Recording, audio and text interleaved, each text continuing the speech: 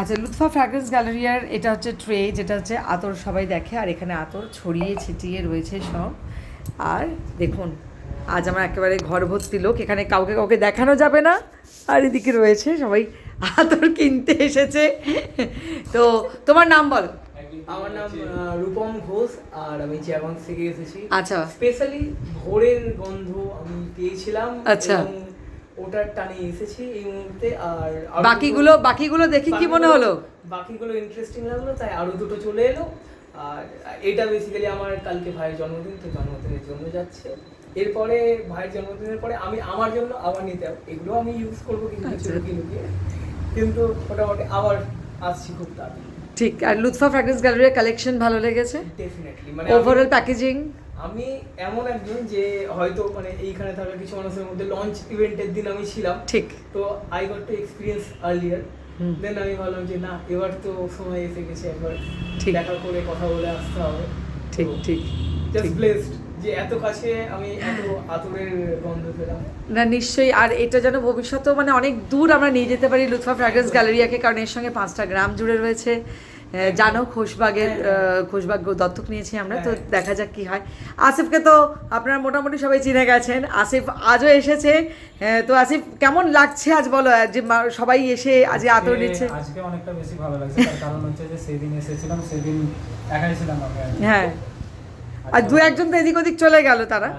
আচ্ছা, তো আতর মোটামুটি যারা দেখছো তো সবারই ভালো লাগছে, এবং ফিডব্যাকগুলো অনেক বেটার আসছে। হ্যাঁ, এটা আমাদের সবার কাজ একসঙ্গে, একদম টিম ওয়ার্ক আর কি। এই যে বলেন, আপনার কেমন লাগলো? ইতিহাসের পাতার সঙ্গে কতটা সাদৃশ্য খুঁজে পেলে বলো? আমার তো খুবই ভালো লাগলো, সবগুলোই ভালো লাগছে। এবার বিষয় হচ্ছে যে এখানে আমি 2-3টে নেব। আমি বুঝতে পারছি, মানে সবগুলো ভালো লাগছে, কিন্তু কনফিউশনে আছে একটু। কিন্তু সবগুলোই ভালো না, এখানে কি মুর্শিদাবাদের আমাদের যেটা ইচ্ছা, লুৎফার যেটা ইচ্ছা, যে মুর্শিদাবাদের ইতিহাসকে তুলে ধরা, ইতিহাসকে ব্লেন্ড করা, তার সঙ্গে ইতিহাসের গল্প বলা, ওইটার সঙ্গে সামঞ্জস্য আছে কিনা? অবশ্যই আছে সামঞ্জস্য আসছে তো। কারণ স্বামীর কিন্তু ইতিহাসের ব্যাপারে খুব সিস্টেমগুলো খুব ভালো লাগলো, এই যে কার্ডের সিস্টেম। আচ্ছা, সিস্টেমগুলো খুব ভালো লেগেছে, এই যে এরকম সিস্টেমের পিছনে লেখা কার্ডগুলো বানানো হয়েছে, ইতিহাস লেখা কার্ড সব।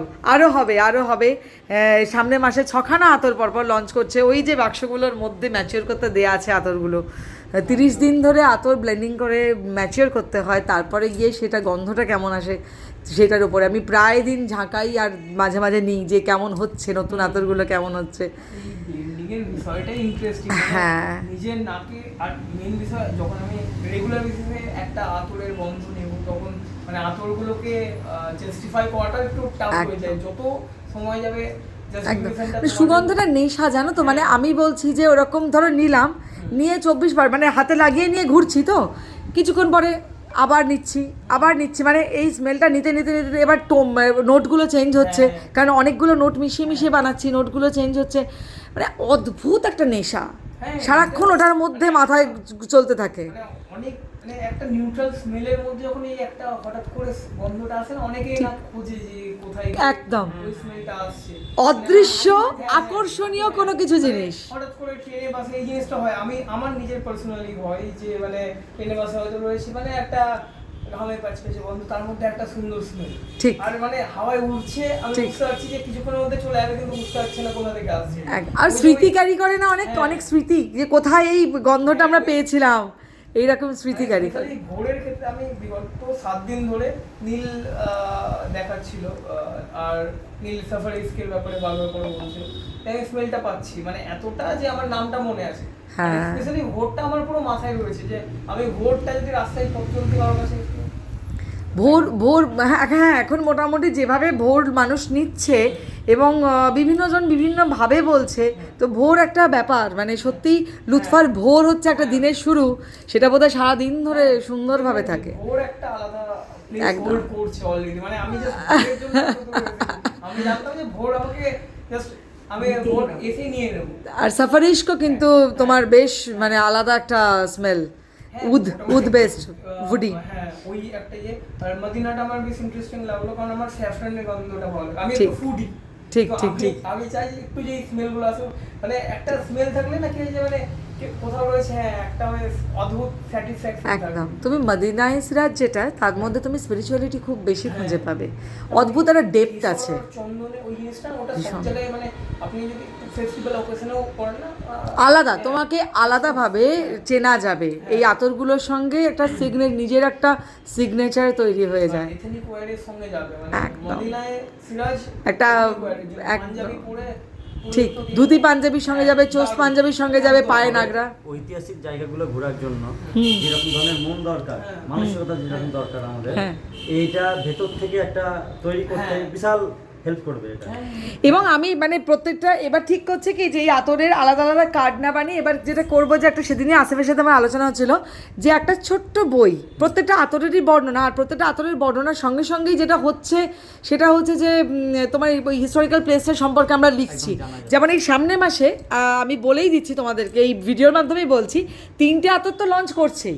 একটা হচ্ছে রওশনবাগ, সেটা অদ্ভুত গন্ধ, মানে আমি নিজে কেমন একটা হয়ে আছি। তার সঙ্গে হচ্ছে সফেদ ইশক, সেটা হচ্ছে নবাব সিরাজউদ্দৌলার যে সফেদ মস্ক, সেটাকেই আমরা ট্রিবিউট দিচ্ছি, তার সম্পর্কে লেখা থাকবে, তার নাম দিয়েছি সফেদ ইশক। আর একটা হচ্ছে জর্দে মহব্বত, সেটা হচ্ছে সিরাজউদ্দৌলার তৈরি করা হলুদ মসজিদ, হলুদকে উর্দুতে আরবিতে জর্দ বলা হয়, তো জর্দে মহব্বত তার নাম। তো 3টে গন্ধ একদম তিনটেকে কম্পিটিশন দেবে আমি জানি। এটা এই নেক্সট মান্থে এপ্রিলে পয়লা বৈশাখের নাগাদ এই 3টে আতর লঞ্চ করাচ্ছি। এবং তার সঙ্গে আর একটা আতর লঞ্চ করছে, সেটা হচ্ছে ভাগীরথী ব্রিজ।